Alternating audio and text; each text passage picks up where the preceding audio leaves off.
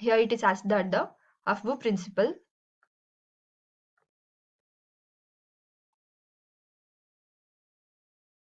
According to this, we have to distinguish the which element has the 6s1 electrons. According to the Aufbau principle, according to Aufbau principle,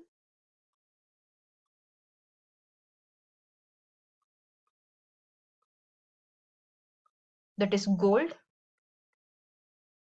its symbol is Au, has distinguished electron, has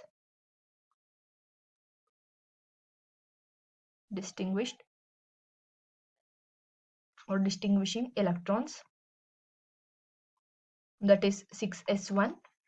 Let's write the electronic configuration. The atomic number of the gold is